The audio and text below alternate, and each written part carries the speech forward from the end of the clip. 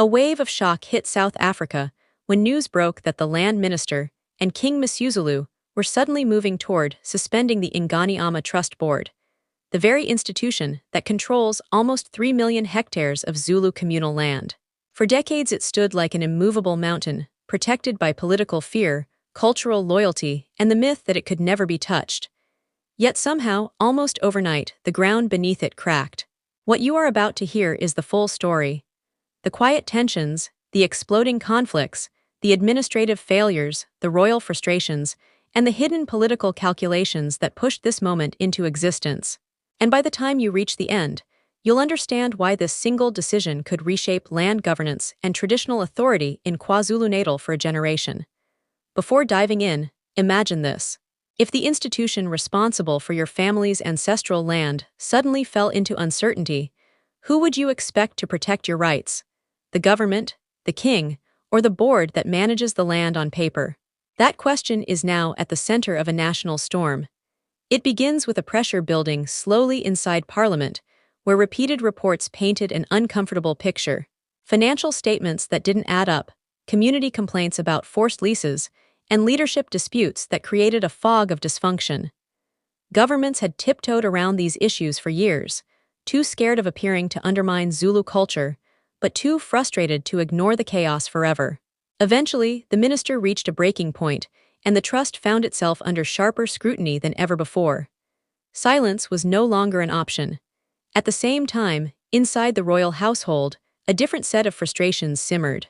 King Misuzulu had inherited an institution bruised by years of mismanagement and political meddling. Advisors whispered that the trust had become a liability rather than a symbol of dignity. Beneficiaries were complaining directly to the palace about lease fees they didn't understand, evictions they didn't expect, and decisions made without consultation. The king, confronted with the possibility that the trust was failing the people it was meant to protect, began pushing for decisive action. That's the twist few saw coming. The minister and the king, traditionally cautious partners, suddenly found themselves aligned by necessity. When two sources of authority meet at the same pressure point, something dramatic is bound to follow. And what followed was the first serious conversation about suspending the entire Ingonyama Trust Board. To understand how serious that is, picture a rural family in KwaNongoma who has lived on the same land for generations. Their documents come from the trust. Their security comes from tradition. Their fears come from politics. When the board falters, their entire sense of stability shakes. They do not know whether a suspension means protection or danger. Change, for them, is not an abstract concept, it is a threat to their identity. But the crisis didn't appear overnight. Years earlier, a reform attempt had collapsed under political pressure, with activists accusing the board of abusing its power, while traditionalists accused the state of attacking Zulu heritage. That painful confrontation left scars. It also made leaders hesitant to touch the trust again. Yet those unresolved tensions were waiting in the shadows, ready to ignite the moment someone opened the door. When the minister finally stepped forward with the possibility of a suspension, she did so with a heavy burden. Choosing suspension instead of dissolution signaled a desire to repair rather than destroy. But it also acknowledged that the board was failing in a way that required drastic intervention. The message was clear and uncomfortable. Something was fundamentally broken. Legal experts entered the conversation, warning that the trust sits in a delicate space between constitutional law and customary authority. If the state overreaches, it provokes a traditional revolt. If it underreacts, it leaves rural citizens unprotected. Either mistake could explode into a political firestorm. So what happens if the suspension goes through? Power shifts quickly. Land allocation is disrupted. Lease systems falter. Communities question who speaks for them. Political factions sense opportunity and begin shaping narratives that favor their ambitions. Some will argue that suspension protects people from exploitation. Others will say it threatens the cultural fabric of the Zulu nation, and both arguments will carry emotional power. One of the biggest misconceptions the public carries is the belief that the king alone makes decisions about the trust. In reality, the board operates under national legislation, guided by Parliament, managed through the minister, and influenced by traditional leadership. It is a maze of authority, which is exactly why crises inside the board spill out so easily into national politics. As elections approach, land becomes a weapon again. Every party wants to appear as the defender of rural citizens. Every faction wants to claim the king's support.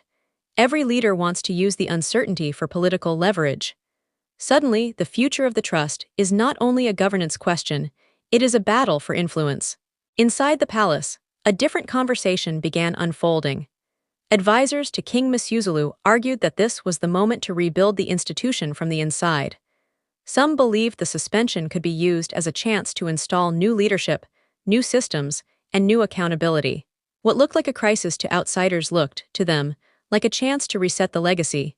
Meanwhile, families in rural KZN remained stuck between fear and hope. Fear that reform might come with disruption. Hope that reform might finally remove the confusion around leases, rights, and responsibilities. Their emotional landscape is the heartbeat of the entire story.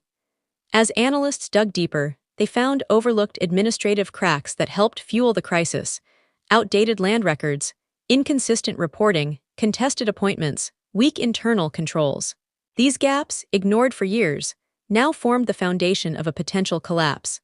And then came the most surprising twist: a quiet set of conversations happening behind closed doors about whether the trust should be replaced with a modernized land administration model that protects tradition while improving accountability.